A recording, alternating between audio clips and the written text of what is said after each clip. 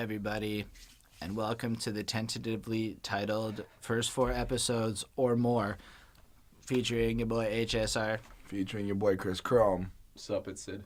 Yeah, that guy. So we're continuing on our journey through the universe with the Orville, because this show is fantastic and I'm obsessed now. I've jumped on board finally. I feel like I have to give this show full credit. It is funny. It is good, and the messages that they keep bringing on so far, I'm kind of like, The journey is the jury is still out for me. Fair, that's okay. We got. I can't wait till we get to the more. I can't wait till we're caught up. Then we can just all be excited with everyone else. On that note, I didn't write down the name of episode 3. Did anybody? No. All right. Wait. The third episode. So we'll just go with the third episode. Fine. I did write down the 4th episode's name, so yeah, me too. Prepared. But we start off with everyone kind of cooing around the little girl, like, "Oh, it's so cute," and whatever. Oh wait, what little girl? Holden. Oh right. Well, to recap. To recap, Bordis has a child. That he laid an egg and it hatched, and this single gender species now has a female child. Here, check it. Go watch the number 2 and maybe the number 1 of our review, and then when you get here, it'll have a lot more context, because we basically gonna run through the plot, so the spoiler alerts are appropriate to. Spoiler. What is Bordis' lover's name? Clytus. Anyway, so they're all like around a kid, and then Clyton's like, in the most Marxian whatever way possible, get the fuck out, I need to be with my man. Mm-hmm. That's basically what he said. And then they kind of had this little sidebar conversation like, we need to do the thing. I like that. It's the way they're just so monotone and not, and there's no, we were just discussing it, there's no emotion, there's no. It's like, it's a stoic people. From, like, what's already happened in the first couple episodes, like, you know that this baby is a girl to, like, an almost entirely male species. So you know that they're talking about something to do with that, right? Like, Absolutely. you can kind of put 2 and 2 together before we get to the next plot point. Yeah. But, yes, they're flat, monotone, very similar voices, having conversations.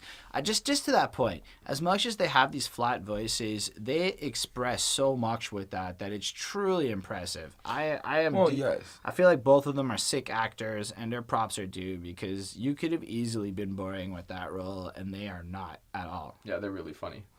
Anyway, so we go over to the blob guy, and he's sitting there. That's your boy. Norm MacDonald. This is like the second or third time we've seen him, and the first time he asked out the doctor in the most creepy fucking like. No, it's the third time. He's like pops a dick out. He pops a dick out. He pops something out. He pops out a piece of his blob. He's just like, I got a lot where this is coming from. It's his dick. And then he makes my favorite joke, is the joke about the toothpaste. That's in the next one, That's in the next one, my bad. Yeah, so he does make the joke about that. But he basically pops out the jelly dick, and he's like, I got it. And then she's like, oh, fuck off. And kind of like walks away. Honestly, it's awesome. I really like it. Those are the scenes that make the Orville great. Those little, that shit never would have flied on Star Trek moments. Yeah. Where the I guess, as you guys pointed out excessively, the Family Guy effect kicks in. See, I guess it's not novel for shows to do this now. Like, make dick jokes. Like, it's not the dick joke. No, it's not to be so brutal. Direct about it. Like, that was. You could think it's a tentacle. You could think it's some alien part, but you know that it's a dick. And the fact is you got to keep in mind this is parodying Star Trek, and the way the rest of the episode feels outside of these jokes is becoming more and more Star Trek. Like, I find, especially as the series goes on. I feel it too. So having the fucking ridiculous absurdity in this otherwise serious kind of real context, to me, in this, just because it's not that prevalent here. In this world, in this universe, it works. Just, for me, it's not novel to do it. You know what I mean? Like, it's not. I'm not like, oh my god, this show is making dick jokes in a sci-fi. Like Spaceballs did it 25 years ago. You know what I mean? But that particular dick joke was funny. Yeah, it's funny. They're very funny jokes, but they're not like right home to mom because it's the most clever joke I've ever heard. You know what I mean? Like a goo. But it doesn't make the overall like experience of watching these shows. You kind of you never really see them coming. Like, I don't find that it was predictable. But like, and it just happens, and I'm like, the fact that I can be shocked and delighted by them is really what's important here. Not that they're overly original. But I think that's more shocked and executed. delighted. I think it's more shocked and delighted. So the execution on these otherwise simple jokes is A game. And as a result, I give it the points, even if it's the same joke told a million times. Okay. All right. Back to the story. After she's like, fuck no. We learn that Bortus... basically, then Bortus walks in after the dick thing and is like, Doctor, we need you to perform this surgery. And we find out that it's to change the sex of the baby. And she's just like, fuck no. But without, like, the fuck.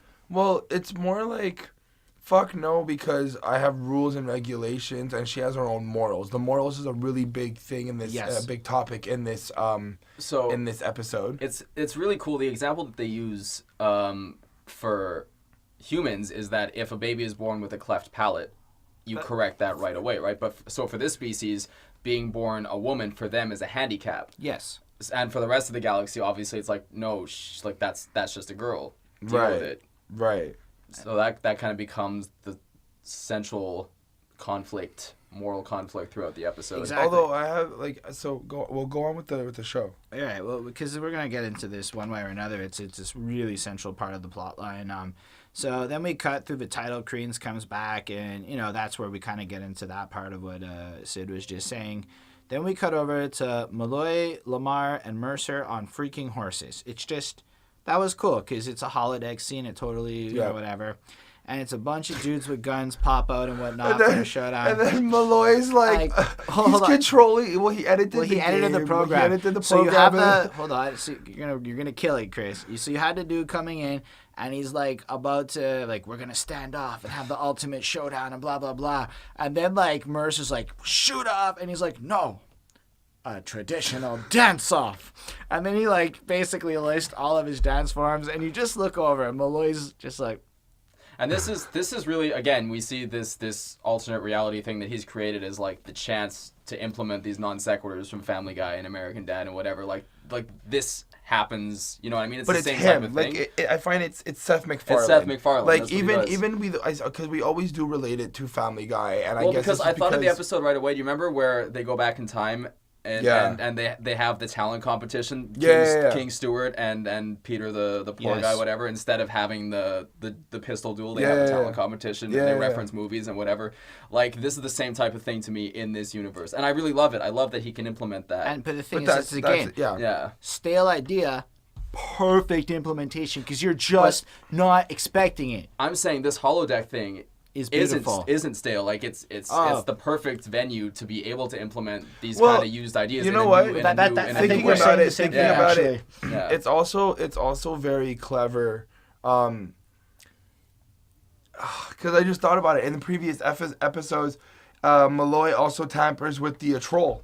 Right, that's what I mean. Right, but it gives Malloy an opportunity to vent out his petty shit. Also, showing a certain maturity to his character, making him even a little bit deeper right from the beginning. And what I'm saying is that while this thing is seemingly a random device, they're working it in slowly and subtly so that it can eventually become a major plot point that this thing can do. You know, like the Hitchhiker's Guide to the Galaxy. But it's even more than that. It wouldn't be Star Trek. It wouldn't be a Star Trek season without a full and complete holodeck episode. Mm-hmm. It's going to happen this season because it wouldn't. Every one of them has it, and you know it's going to be ridiculous, and you know that they're good, and they're honestly some of the best points in Star Trek are those episodes because it just that's where Star Trek kind of gets to do what the Orville's doing to Star Trek. Yeah. Anyway, so then basically they're on deck and they cut. So they're all about to have the dance off as Bortus walks in and is like, Captain, I need to speak with you. And then he takes him and they leave. And then Buddy just starts dancing on the roof. Just on his own. But I like how Bortus and the way that his species speak, it never gets old. I feel like at a certain point, it's true. I feel at a certain point that type of speaking would be okay, here we go, Bortus is gonna talk again, but it doesn't get old. It's very. And it's the same type of thing as on South Park. Do you ever get tired of Mr. Mackey going? Okay. But there's a reason for that. Okay. It's because it's not it sounds like it's a flat monotone voice, but in actuality, it's not. it's got a full range of emotions expressed through this flatness. Then there's the facial features. I was noticing there were a couple of points where like your heart breaks looking at him. Yeah. For a stoic creature, like his face is almost able to communicate so much that the voice is able to kind of go with that, which is why I was saying the acting is so on point with these dudes that that's why, because it's never going to get old, because the guys delivering it don't suck. They are a good cast. Yes. Anyway, so Bortus explains what's up and how it's unethical to leave it as a female. And basically, he sees it as, like, health risks, and it's like, morally wrong to do it, right? To keep her as a female. And then, you know, Mercer's all like, well, in the Union, it's blah, blah, blah, blah, blah. And then he's like, it's kind of ridiculous to put your moral standards on my culture. And then the argument gets settled with, fuck your culture, you're on my ship. Because that's it. The other side is, it's basically, Bortus is kind of an immigrant, right? Yeah. Like, I had this exact thought. He's surrounded by, like, galactic law or whatever. But on his planet, this is what they would do. But because these other doctors and captains and yada yada are bound by this strict set of rules, his hands are tied, seemingly.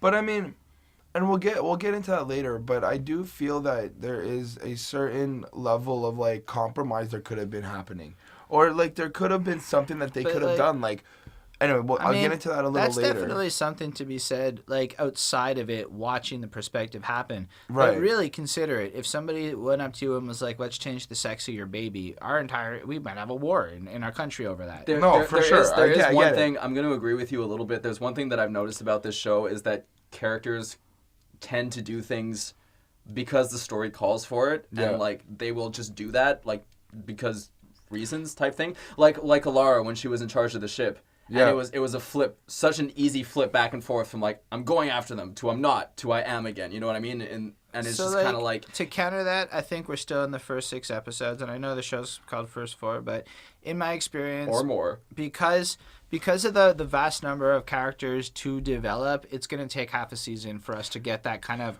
fluidity if you wanted to the development. If you wanted to extend on your point as well, just continue with the... with going on, like has a story call for it, right? Because right after this scene when Mercer tells Bortus that he can't do it, that they're not happening, it's not going on, like the Union rules and all of this, he goes and then, like, what is it, like chitter, like basic fluff for the episode, I find, and then it comes in with a bigger plot twist where they end up getting intercepted and Bortus basically called like his home planet to get the ship. Jumping ahead. That's what I'm saying. I want to go back a little bit and just say that in the defense of the show and of the characters that maybe some of them don't feel as complete or as the same motive, kind of like I get their motivation. Episode 3. Another show that did that, Brooklyn Nine-Nine. I felt like some of the characters, like Rosa, for example, was a little weak coming in, but now she's like that's what I'm saying. Developed. So anyway, before we jump that far ahead, because there's something relevant, right? So after that conversation, watching the episode. Yeah, I like plotted out the whole freaking thing. You can't really see that, but I wrote about 2,000 words documenting the episode for this, so that we wouldn't fuck up that much. Jesus. Then we come to this asteroid thing. We're back on the bridge. They have 1 month and 17 days to deal with this thing, and it's gonna hit a planet or some shit. That was kind of boring. Start cutting it open with a laser beam. But what's really interesting is how. Did you guys hear about the gender identity? Of course, the bridge is where they seem to have the water cooler talk, which is amazing because you don't. Anyway, but then the robot Isaac comes in with a very interesting point. No. He basically brings up the idea of circumcision, where it's literally cutting the sexual pleasure of all the men this happens to, directly impacting their life without their forever. Consent. Whether or not it's a religious reason or not. It's just the idea that there's no consequence has been disproven. There is an actual consequence to these kids, and so it's a very fair comparison. And they're also dismissive, like but that's totally fine. It's not the same thing at all. But I like how it was the robot. But like more importantly, nobody said that it impacted their kid's life in any way. They were just ignorant to that fact. Like, nobody actually cared to look into what happened, and that far in the future they would have had that knowledge, is what I'm trying to say. They were just so willing to be like, yeah, that's normal, because it was part of the culture. Well, not true. That also throughout the episode. On the idea of circumcision versus sex change. Okay, that idea, yes. But I liked how they used the robot, something that's so neutral. Like, right. even even Bortus is an alien, and like they're giving alien emotions in terms of him being so like monotone, he's obviously right? not neutral. Like, he's not neutral. No, like Holden said, thing. He's got the facial expressions. But like in terms of Isaac, I think you're completely correct. It's just he's able to provide that objective point. Like, how is this different from circumcision? Like, he went so specific to something so relatable to them. Well done, Seth MacFarlane and boys. Well done, Isaac. I assume he has a team with him. I don't assume he did this all by himself. That's right. No. And boys and girls, so that we're not getting clipped here too hard. Fair enough. Anyway, so that happens. Then they kind of make a couple of other interesting sidebar conversations there before we move on, such as, well, if he doesn't love him as a girl or a boy, well, he's going to lose a lot of friends around here. And it starts to show the impact of the social justice of how this issue creates almost this polarizing. You're so willing to ostracize this person immediately if they do things that you don't agree with. But I feel like even if it's, I feel like there was a little mishap there. Because he says if he doesn't love her as a girl or a boy, it's like there'll be some issues. And I felt like they were saying like some people are gonna like him for like having a boy, some people are gonna like him for having a girl. I'm just kind of here like, but what about the general aspect that you changed your baby's sex? Well, because there's the aspect of like if they don't, then the kid's gonna grow up to be a social outcast, right? That's a key plot point that we're gonna discuss. Right. And it's the same type of thing like where you saw people using this argument against gay marriage 15 years ago, where it was like, oh yeah, but the kid's gonna be made fun of because his dads are gay. It's like, yeah. Fuck anyway, you, first of all. But what's interesting in terms of the plot, because we're gonna definitely have to delve into that a bit. But the Mocklins show up to take the baby at this point, and you know, right, and they're all super violent and stoic. Right here, I wanted to touch upon this. So the Mocklins show up to now take the baby, and this is where.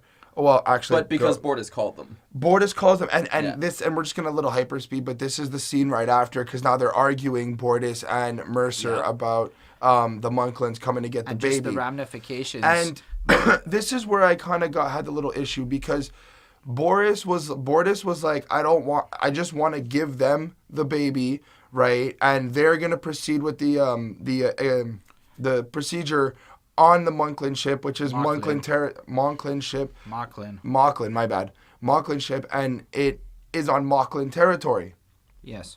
So I'm kind of sitting here like, why didn't you pitch this before? Because of what Mercer says back. You're basically creating an international conflict that could jeopardize the statute of this because of what you're doing. But if they were to compromise, I'm saying. But in terms of... It doesn't change the fact that at a political level, this entire conversation would just happen again. I agree with him where it's like, it's a little far-fetched to think that no law exists where the baby that parents have on the ship cannot then be sent back to the home planet or should not be sent back to the home planet for some kind of procedure or some kind of... It's also entirely possible that they literally just have never had this situation happen before because it is a well-kept secret. Also right, but see, if you want to take that theory and bring it into a more general, realistic perspective, we don't have situations to know how to deal with it. Why don't we implement compromises and good rules in situations now? That's like what I was saying before. It's really easy to say that when you're outside looking in.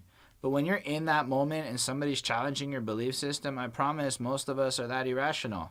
And that's what I think it's trying to showcase. Just in terms of world building inside the fiction, it's a little weird for me to think that no one has ever had a baby on one of these ships that they then wanted to bring back to their home planet for X reason, and they were just like, okay, let's do that. You know what I mean? It's your baby. It's your kid. Do it. But at the same time, I can counter with a plot point in this episode that makes it sound like it's really like people aren't really aware that this happens. Like this is an anomalous situation that the government goes out of its way to keep a secret, right? I'm not saying that. I'm not talking about the gender change. I'm talking about you want to send your baby back to that, as when it's born, back to its home planet right away for whatever reason. This shouldn't be a new thing for them. I understand, but the second they brought in the sex change, it made it a political issue for everybody involved. But it's still, this is their culture. This baby belongs to one of them who is a citizen of. Like it's and it also feels it feels a little bit too much like he ran to daddy. You know what I mean? Like he ran to his parents when the kids weren't letting him do what he wanted to do. Okay, just quick question. Like my brother is. And this is how I think about it. I was born in Canada. I'm a Canadian. I moved to the States with my family as a kid. My brother was born in the States, which makes him American soil, right? But he's Canadian blood, right? Okay. So if my parents wanted to come back to Canada in terms of like having a United States and Canada separate, like this context, and they weren't allowed, isn't it kind of like because he's an American, like because he's a like in terms of American rule and how they view like sex change and stuff like that, but they're kind of looking at it like, well, we get it, he's your baby, but he's also an American citizen. But your brother, and this is why we can't let you leave. Does your brother not have dual citizenship? My brother does have dual citizenship. Does, okay. But your parents don't. That's what I'm saying. The baby should have. Right, but I'm just trying to say like the ideology. Just to go into that a little bit deeper.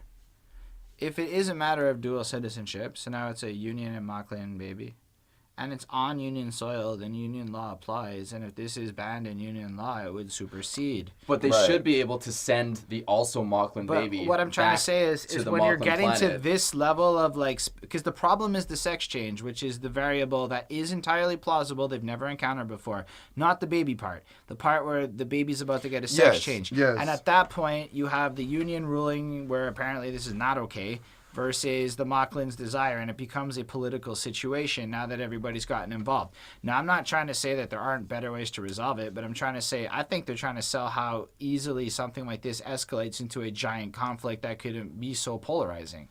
All I'm saying is I do understand the plot point of, like the kind of confusing plot point of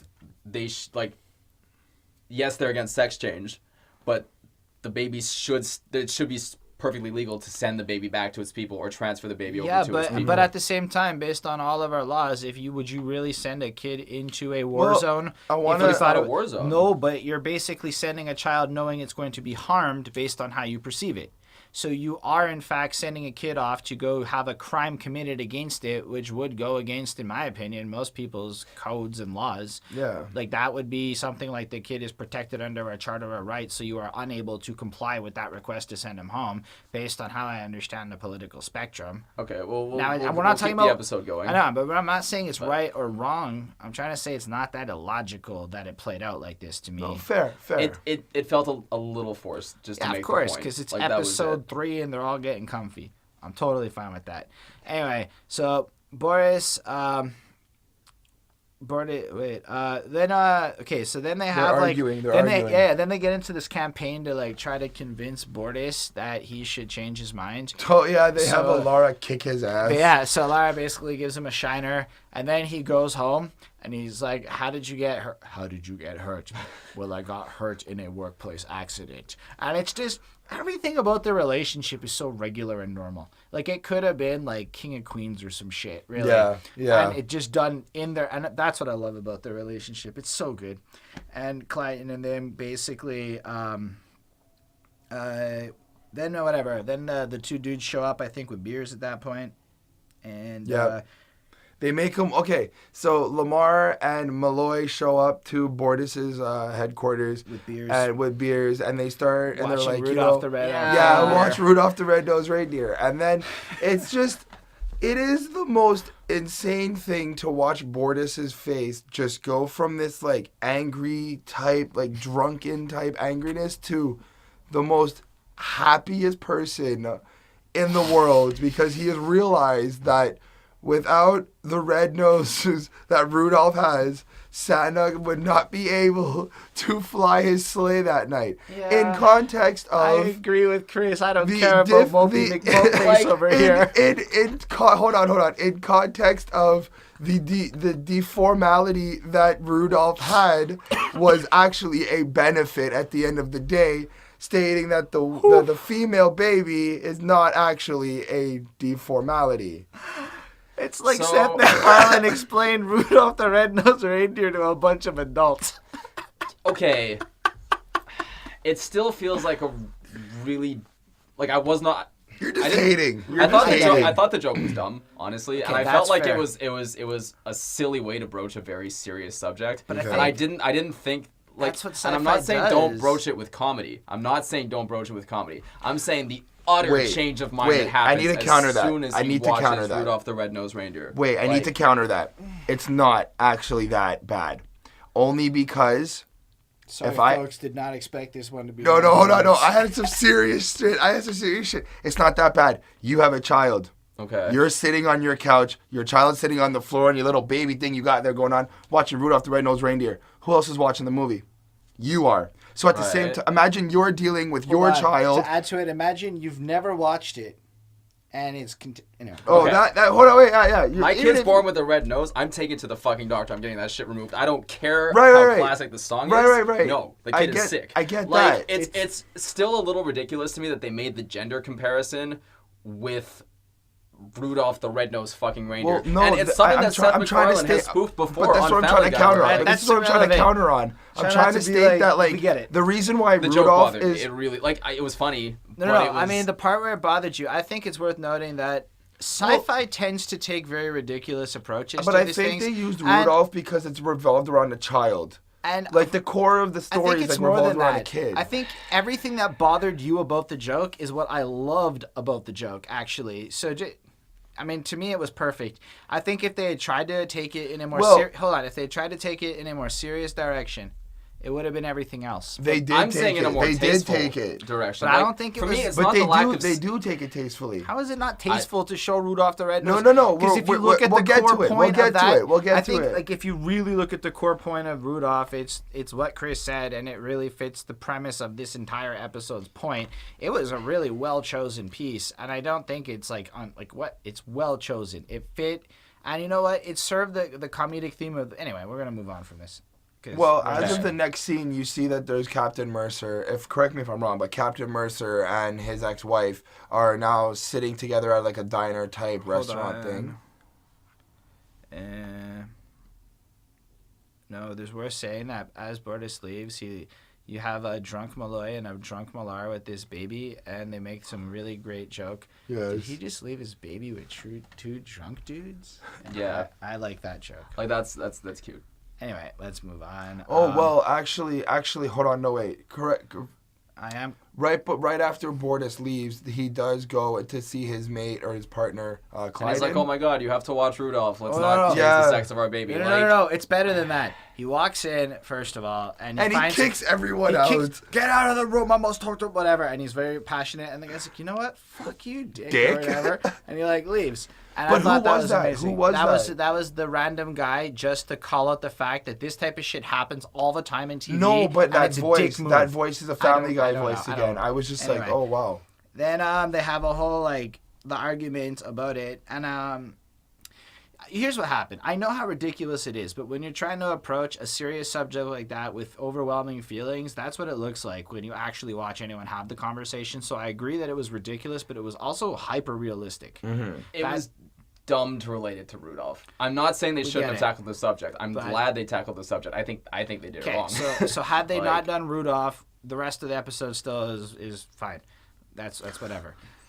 Anyway, then they basically find out that Clytus was born as a female, and he found out when he was like he got first scanned on another ship, which is where you find out that this is not common knowledge. Like, people don't even know that they were born females unless, like, it's not like people are that aware that this happens, right? Or they don't know the frequency. Okay, hang on. So I'm lost. So they're aware that it happens. Like, the government is not hiding it. They're like, yes, this is a procedure we do. It's but you get par for the course, right? Like, that we change women to men because it's a deep formality for us. Like, that makes sense in terms of the world. So they would do that, and then I get the idea that the government would skew the numbers on the frequency to make it look more like a freak occasion, so don't feel free, whatever. And it's a good kept secret that certain people are aware of.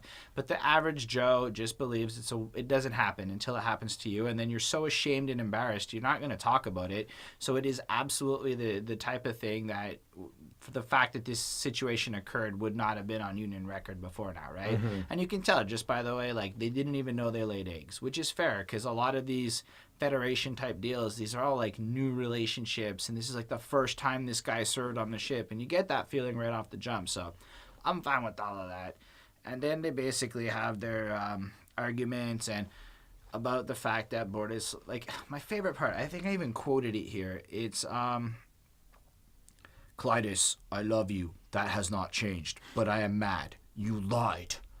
And I just know that, like, everybody's had that argument. Yeah. And it was just, it was so good. And then he leaves for like the Macklin vessel. They had made an arrangement along the way where they would go back to the Macklin homeworld, and Bordis and Clydes would go. They're having a tribunal. Yeah, that happened at some point. They're having a court. Oh no, tribunal. the Macklin has shown up, and then they have a whole argument in the conference room, and that ends up with the tribunal being the thing. Basically, Kelly ends up being the lawyer because Mercer's like, I don't know fucking law. You did a year of law. You're better than me. Then Bordis quotes some famous author, and as like a way of like parting ways, because they agree that Bordis and the baby and all that are going to go on the Macklin ship as like a fair exchange. Then the Orville will go along with them, and as they part, Bordis quotes some deep, profound shit, and then Kelly quotes, "I'm a survivor," and all of that shit. So some Destiny's proper Child. Destiny's Child. Real nice. I mean, that whole, like, I don't know, we glossed over. We spent a whole bunch of time already. That's fine.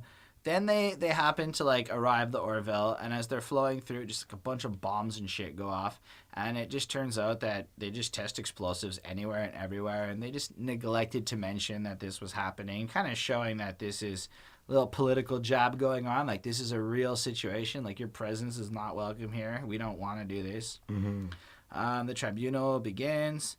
And then the advocate's main point is something that Syd had mentioned a little earlier. If you want to elaborate on that shame bit, because that's really what just right. So he basically goes on to say, like, look, if we leave this kid, and they're all men, they're all like very poignant, they all look the same. Yeah, and he goes on to say that, look, if you let this kid grow up to be a female, like, yes, she'll have her own choices in life, whatever, but she'll be shunned, she'll be a pariah, she's going to have no quality of life, no one's going to trust her, no one's going to hire her, no one's going to whatever.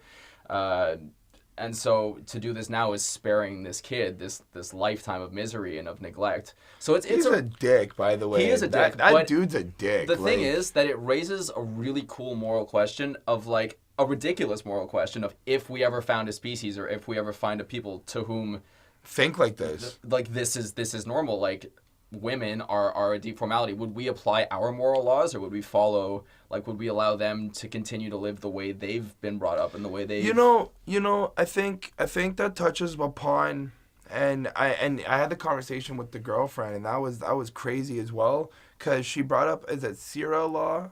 Is it... Sierra law, right? Don't hate us, internet. I apologize, but you know how, like, women don't have rights and everything?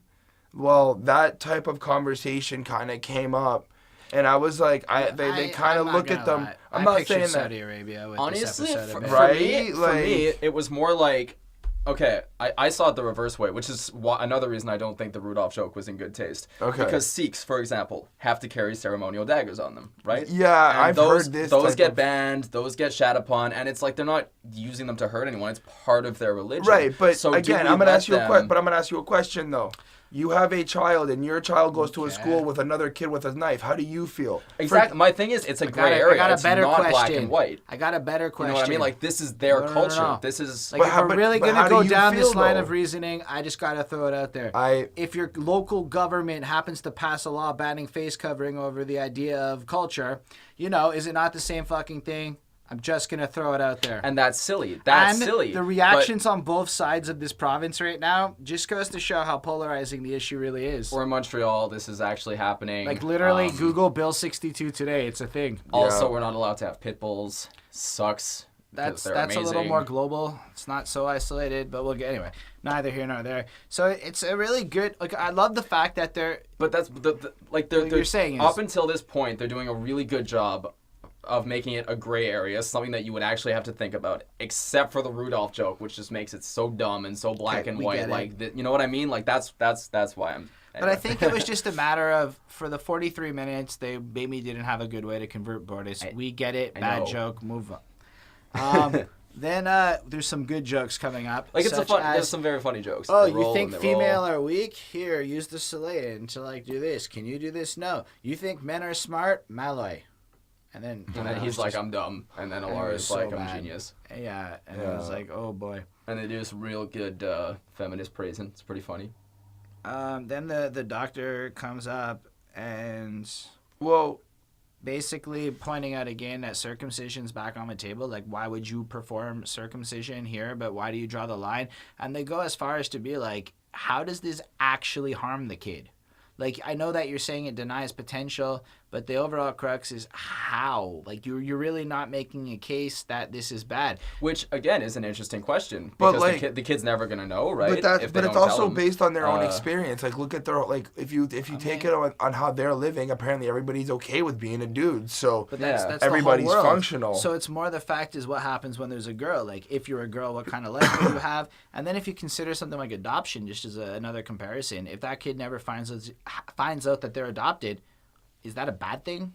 I don't know. I don't actually have the answer. It's like what? This is totally okay, like, but you know what? Adoption. That's hard to say. I mean, like, but it's if I adopt a black kid, like a baby.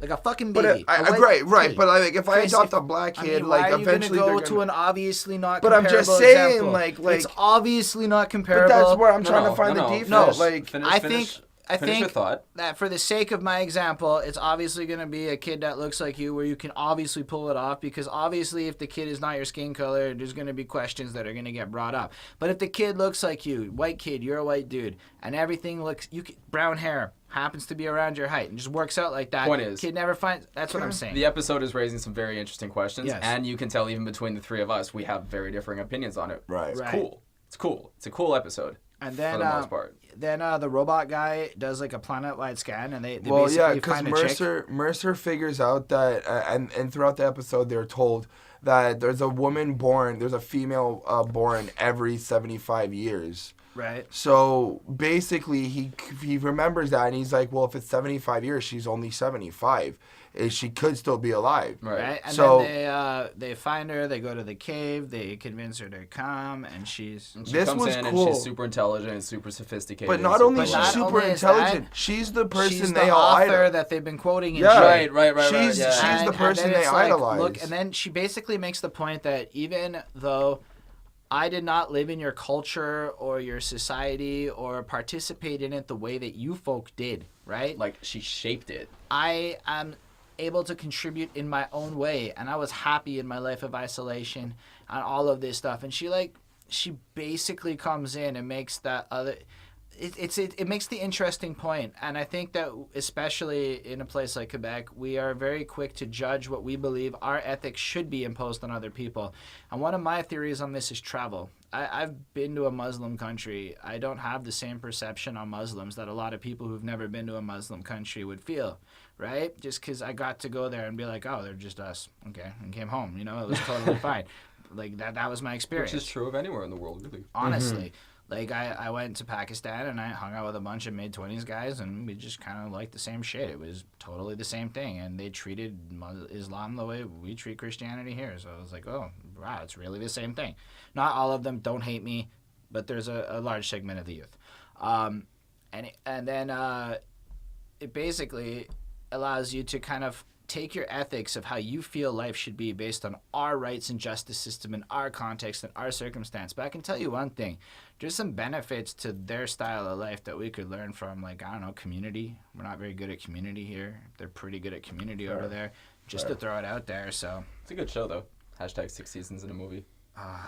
Until it didn't. And yeah, anyway. Then maybe finally. We'll do community. Request it. It's sold. I'm in. Okay. And then they basically are like, okay, we need 12 hours to adjourn shit. And they kind of cut over to Bordes is looking at the baby. And then he kind of is like, I'm going to love Claditz and the baby no matter what happens. Some G shit right there. And then the verdict comes in. She's going to become a he. Bordes is not pleased. But man, the emotion on his face is so sad as he like gets this solemn acceptance. See, and the story-wise, I feel like they're missing a lot of opportunities. What do you mean? Ending the episode on the sex changes happening. Well, no, that is a very powerful thing, because at the end of the day, if you bring it out to, like... Do you know why it's important? You know what it is? You try to make all this effort to make a difference, and at the end of the day, you still cannot make that change. And that's what I got slapped with. I think it's more important than that. I think it's the way Bordes handled the situation that was what we're supposed to be focusing on. How, at the end of the day, he got past his own beliefs. He considered the point that this is really now, given the circumstances, I don't have that control. My anger is futile. My emotional reaction, fine. No, what's important is that I love this kid. I stay with my partner, Clytus, who I agreed to try things with. I get over my differences. I compromise, and I put others before me. And the way Bortus handled that situation was so admirable. Like, as a person who might have to confront other types of things in life I don't like, it's like, man, Bortus handled that like a fucking boss. Okay, so to me, just as storytellers and as screenwriters, they chose to make a point instead of opening. Like, they chose to. Like, this episode has to have this point. Hang on. The point was already being made. The point was already being made, but they chose to force the point instead of opening up other stuff. Like, they could have tried to hide the baby. They could have done a future timeline where the baby is a woman. They could have done all kinds of things. I thought of that. Hold on a second. Because you know what I wanted to talk about? None of that would have been Star Trek. And that's the none of that would have made sense. This is fiction. There's no rules. It's about the story, and if you have to force a point instead. But I don't actually think the story. I think if you had done any of that, it would have been ludicrous bullshit. What they should have done. All of that. You're talking about a Seth MacFarlane show, and you're saying that would have been ludicrous in terms of bullshit. plot points, I mean, what they did was showed that when you face these things, you have no control over this situation, which is a political point. And I'm so happy the writers made that point because it was a very worth it point to make in 2017 with our climate. It was tastefully done, in my opinion. He gives the kid Rudolph and shows no matter what, I see you as you are. No, it's part of it. It's the ending of it. Because that's still. And I get that you didn't like the cheese factor and all of that shit. I totally do. But like, at the end of the day, that's kind of what it is. It feels like a lot of it was like the forced realization to Rudolph felt. I get. Look, I'm sorry. This wasn't my favorite episode. A lot of it felt very forced. It felt like they had to make a point on episode 3 instead of just letting the characters grow and change and doing natural story evolution. I wasn't a fan of it. I get that it was probably a spoof of an older Star Trek episode. I disagree. I think that on character changing, they did a really great job in this episode. If you consider this as developing Bortus's character as the point, it's really important. If you think that the point is to explore the gender identity issue using this kid again, I agree with you. But I don't actually think that it really inhibits. It was a choice that allows for it to be reopened. Who doesn't say that in like 3 seasons the sex change back isn't on the table? It's not close. Sure. You're only. But that would be that would be silly. Like that would be a really roundabout way of bringing it back. So what I think is important. I didn't hate. Like I don't hate the show. I think it's funny. I think it missed the boat here. So what I'm thinking though. On this episode. All right. So at the end of the day, I think because we can really just go on. You guys let us know what you think. This is basically the end of this episode. They apologize. They make it up. They dedicate to the baby. I want to keep watching. That's what's important. And we'll be back with you for another one next week. All right, like, subscribe, all that. Thank you so much. And we're going to go record another one in a minute. Peace.